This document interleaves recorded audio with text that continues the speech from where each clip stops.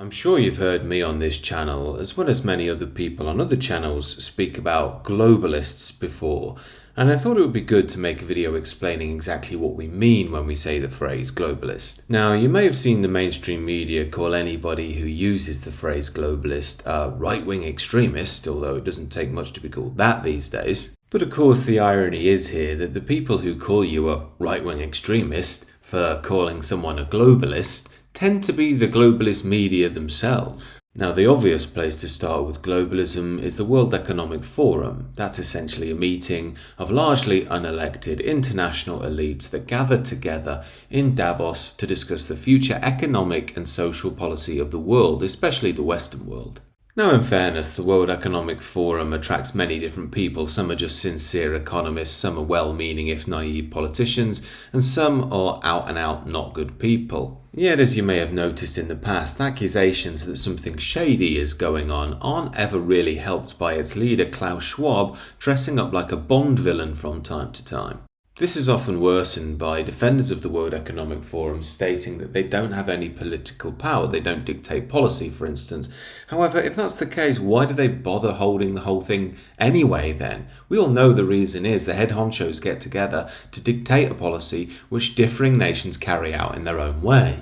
Now, liberals don't tend to mind globalism or the World Economic Forum, largely because they push forth a liberal social agenda, so it gets a free ride. But it's very important to include this dimension of liberalism because that's ultimately what we're talking about here. The globalists aren't necessarily an organised group of people, more so a grouping of ideologues. They essentially believe in a post-nation state world. Ostensibly this is because of the damage of the Second World War, yet really it's a post-Marxist ideology which is rooted not so much in economics but what a human being fundamentally is. Much of the liberalist ideology is rooted in Marxism and Rousseauianism, especially the idea that man is what's known as a tabula rasa. That essentially means a blank slate. And building on the idea of a noble savage from Jean-Jacques Rousseau, he's a key figure in the French Revolution, they have an idea that human beings can simply be moulded via cultural and economic forces. Essentially what this means is one's history, one's country, one's genetic makeup and so forth is simply skin deep. It doesn't really matter. There is of course a very communist-y flavour in this. History, tradition doesn't matter so much. What matters is the political authority of the time imposing its authority on the individual and moulding them into what it wants them to be. Now, in the last decade, that's gone into overdrive with all the woke stuff, so you can add gender to that list. That doesn't really mean anything essential to these people either anymore. In simple terms, what these people believe is if you took someone like Mike Tyson as a baby and then put him through the British private school system, he'd end up someone like Jacob Rees-Mogg. Throw the woke influence in there and you get something more like he'd end up being Michaela Jacob Rees-Mogg Tysina or something like that. So in essence, the globalist ideology seeks to control humanity for supposed equitable reasons. It wants to create an equality of outcome. At least some do. The naive utopians do, the leftists, etc. But many of us are figuring out that this really is just a front for an economic elite to move more swathes of people and capital around the world and render the whole earth a free trade zone. Essentially, the neoliberal capitalist economic elite use the leftists in order to enforce their globalist system. Essentially, in a simple term, free movement of people and free movement of capital are one and the same thing. Now, this is why the globalist forces despise the nation-state, heritage and national identity more than anything else. Why? Because they see it as a block to capital flows. For instance, if you have 50 nations all pursuing their own economic aims with their own economic structures, that blocks the easy flow of capital, and henceforth that's not very popular with the economic elite. Yet of course, if an international global economic elite simply wanted to control everybody's economies, people would clearly say no. That's why they have to use the cultural angle to convince people. Again, they will utilize leftist ideology to push the line that anybody who's against mass immigration or neoliberal economics is some sort of wacky far-right figure who wears a tinfoil hat. Yet perhaps the most obvious glitch in the matrix with regards to the globalist system that wakes many people up is when you notice that every major Western nation has to have the same values now. Despite there being some minor cosmetic differences between the Western nations, whether it's America, the UK, Canada, Australia, France, Germany, and so on, they all adhere to the core line that our values, above all, are tolerance and diversity. Now, of course, tolerance and diversity aren't bad things in and of themselves, but it's pretty odd that every single nation pushes this line relentlessly on their own people now. It's hardly the classic virtues of countries like Britain or France. I mean, famously, the French mantra is liberty, equality, fraternity for the French people in the French state, the British droit mon droit, God on my right. Yet if you try and even bring that up in the mainstream, the globalists have got an army of blue-haired orcs to attack you for being racist and evil and so on. It's also why they're very keen on mass movement of people, especially from the third world into Western nations. Of course, you're a racist if you oppose that and so on and so on. But the reason they like doing that is because it dilutes the core message and unity of a given nation and opens it up to the globalist agenda. And of course, that doesn't mean I hate people from the third world coming here. In many ways, I don't blame them. I just don't believe it's best for the long-term structure of the Western world, nor the world on the whole, to pursue this policy. Henceforth, the desires of international finance capital continue marching on unabated. And for anybody in the UK who's been paying attention, it's that same international finance capital that is essentially governing our economy now. It's basically what London functions around. The UK economy has essentially been asset and value stripped over time. We now function around financial services. We basically produce absolutely nothing. Society functions around debt. Essentially, our political system functions with a gun to its head from the City of London. However, you've probably also noticed that it's odd that the big banks tend to be on the same side as the blue-haired leftists. I'm here with Barclays celebrating the biggest ever Pride.